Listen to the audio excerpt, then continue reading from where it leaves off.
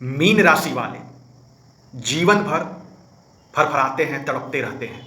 आपने मछली को देखा होगा, उनकी कोई दिशा नहीं होती। जैसे ही पानी में कोई हलचल होता है तो अपने वो दिशा बदल देते हैं। यही मीन राशि वालों के साथ होता है। आपका भाग्य उदय क्यों नहीं हो पाता है? आप जिस भी कार्य में हाथ डालते हैं आपको सफलता क्यों नहीं मिलती है? क्यों आपको कष्ट का सामना करना पड़ता है? इनके जीवन में क्यों होता है इतना संघर्ष? तो संघर्ष इसलिए होता है क्योंकि उनको अपना उद्देश्य नहीं मालूम रहता।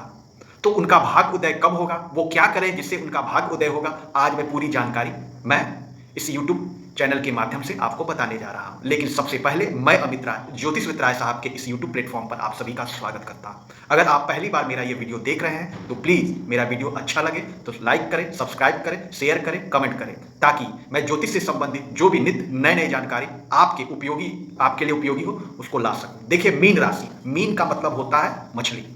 मीन राशि वाले गुरु बृहस्पति का आशीर्वाद इन पर बना रहता है।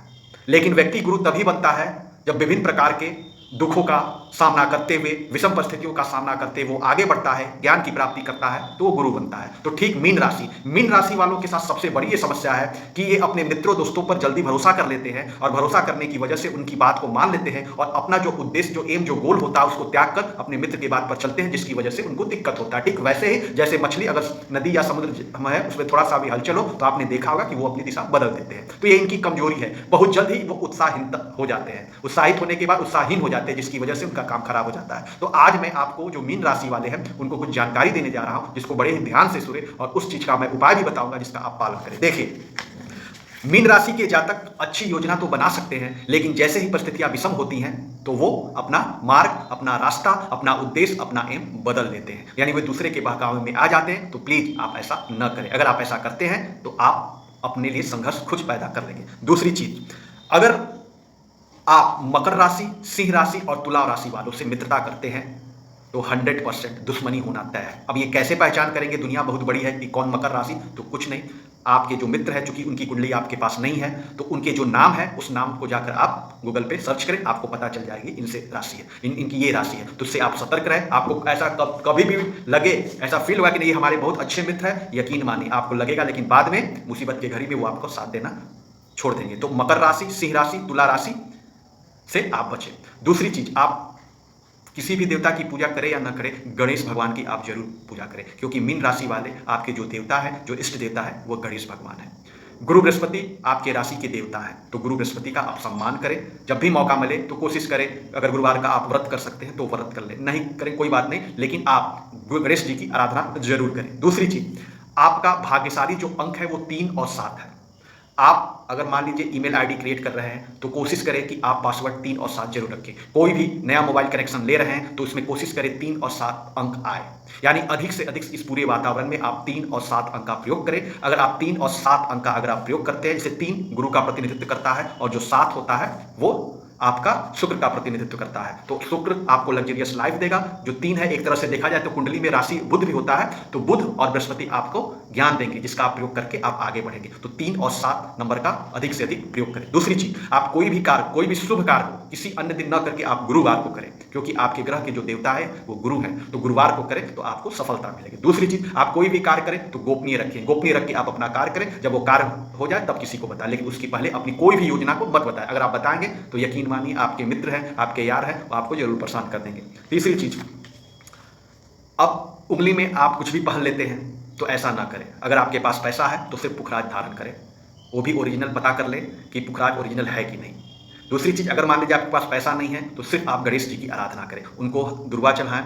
हरे जो बुधवार वाले दिन है वो हरे पत्तियां, हरे पालक, यानी हरे चीज का आप दान करें। यकीन मानिए गणेश भगवान आपकी जरूर मदद करेंगे। दूसरी चीज, आपको किसी भी प्रकार का, अगर आप अपने पैर में काला धागा पहने, हाथ में या गर्दन में काला धागा गले में पहने, तो प्लीज उसे निकाल दें। आप केवल पीले रंग का रेशम धागा ही बांधें, क्योंकि पीला जो रंग होता है वो बृहस्पति जी का सूचक होता है। तो आप पीला अन्य धागे अगर आप पहनते हैं तो आपको आर्थिक, शारीरिक, मानसिक, सामाजिक हर तरह का नुकसान का सामना करना पड़ेगा।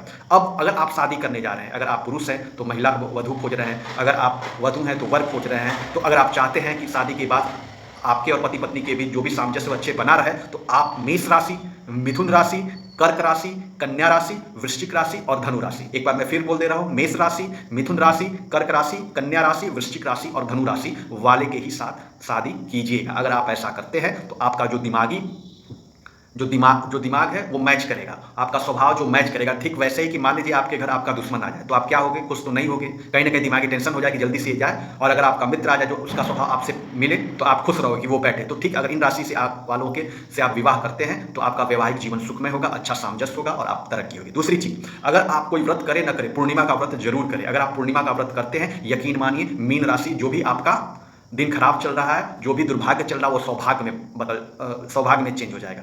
और तीसरी चीज, आपके जीवन में वो संघर्ष खत्म हो जाएगा। आपको क्या खाना चाहिए, आप कोशिश करें सेव और पालक का सेवन जरूर करें। जब भी ये आपको सुलभ हो, आपको अवेलेबल हो, तो सेव और पालक का जरूर करें। अब करना कि आप किसी भी समस्या में फंसे हो, कहीं भी फंसे, आप कोई भी आपका कार्य नहीं हो रहा है, आप दुर्भाग्य आपके सामने है, मनोकामना आपकी पूरी नहीं हो रही, तो सिर्फ एक मंत्र ओम नमो नारायणाय, ओम नमो नारायणाय का 21 बार प्रत्येक दिन, कम से कम 21 बार रात को सोने से पहले आप जप ले और सो जाए। तो आपका जो दुर्भाग्य है वो सौभाग्य में बन जाएगा और कर्म करते रहें तो आपको हर कार्य में सफलता मिलेगी। और सबसे इंपॉर्टेंट चीज, क्योंकि मीन राशि यानी मछली कहाँ रहती है, जल में, तो जल ही जीवन है। तो जब जल ही जीवन है तो जब भी आपको मौका मिले तो आप नदी या समुद्र, अगर आप जिन लोगों के अगल बगल समुद्र है, नदी और समुद्र का जरूर दर्शन करें। दूसरी चीज, आप ये भी कोशिश करें कि कभी जब भी कम से कम सोमवार को, यानी 15 तारीख के महीने के 15 तारीख के बाद जो भी पहला सोमवार पड़ता है उसमें कोशिश करें नदी या समुद्र में जाएं और उसमें अपनी परछाई देखें। इससे क्या होगा कि एक तो आपका आर्थिक जो पैसा आता है वो कहीं ना कहीं चला जाता है, तो वो नुकसान से बचेगा, पैसा आने के स्रोत खुलेंगे, आप जिस भी कार्य में हाथ डालेंगे वो सफलता मिलेगी। और क्या है, जो पानी होता है वो मन का, वो चंद्रमा का कारक है और आपकी मीन राशि का कारक है। तो जब भी आप सोमवार वाले दिन 15 तारीख के बाद जो भी पहला सोमवार पड़ता है उस समय किसी पानी, समुद्र या नदी में जो भी आपको वहां पे अवेलेबल उसमें अपना परछाई देखते हैं तो यकीन मानिए आपका हर कार्य होगा, आपका जो दिमागी तनाव है वो दूर होगा, शारीरिक रूप से आप स्वस्थ रहेंगे, जिस भी कार्य में आप हाथ डालेंगे उसमें सफलता मिलेगी। आप कुछ पहने न पहने, धागे के साथ साथ एक चांदी अपने मिडिल फिंगर में जरूर धारण करें, चांदी आपका सौभाग्य को बढ़ाएगा।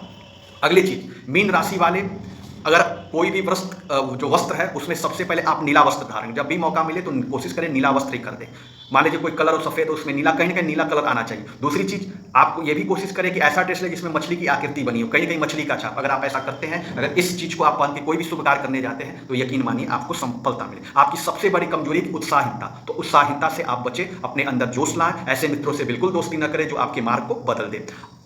अंतिम, आपकी जो दिशा है वो उत्तर दिशा है, तो कोई भी शुभ काम अगर आप करने जाते हैं तो उत्तर दिशा का प्रयोग करें। अगर आपकी शादी नहीं हो रही है तो आप उत्तर दिशा की ओर प्रयास करें। सरकारी नौकरी अगर आप खोज रहे हैं तो उस स्टेट, उस राज्य की तैयारी करें जो आपके घर से उत्तर दिशा में पड़ता हो। साथ ही साथ अगर आप अपना मकान लेना चाहते हैं तो उसका जो दरवाजा, जो मुख्य दरवाजा उत्तर दिशा की ओर, आप अपना जमीन जायदाद जो भी बनाना चाहते हैं उत्तर दिशा में हो, आप अपने दुकान का जो गेट है वो उत्तर दिशा में हो, यानी अगर आप उत्तर दिशा का अधिक से अधिक प्रयोग करते हैं तो यकीन मानिए आपको सफलता मिलेगी। तो इतने सारे मैंने सूत्र बताए हैं जो आपके दुर्भाग्य को सौभाग्य में बदल जाएगा। जो अब तक जीवन में आप संघर्ष कर रहे हैं उस संघर्ष को समाप्त कर देना। धैर्य रखिए, कोई भी काम धीरे धीरे होता है। अब तक आपको अगर जानकारी नहीं थी, अगर ये वीडियो इस प्लेटफॉर्म के माध्यम से आप तक पहुंच रहा है तो विश्वास के साथ मैं ये जो लॉजिक लाया हूं, जो सूत्र लाया हूं, बहुत गहन अध्ययन के साथ लाया हूं। और इस पर जिस तरह आप ईश्वर को आपने देखा नहीं, आप उन पर इतना भरोसा करते हो, तो मेरे इन बताए उपायों पर भरोसा करें। धीरे धीरे आपको खुद अनुभव लगेगा कि ये उपाय बहुत ही सटीक है और ये मैं सूत्र आपके लिए लाया हूं। तो मीन राशि वाले, अब आप डरे बिल्कुल नहीं, मैंने जो उपाय बताया उसको करें। इतने देर तक बड़े धैर्य के साथ आप हमारे वीडियो देख रहे हैं, इसके लिए बहुत बहुत धन्यवाद। प्लीज मेरे चैनल को लाइक करें, सब्सक्राइब करें और शेयर करें। धन्यवाद।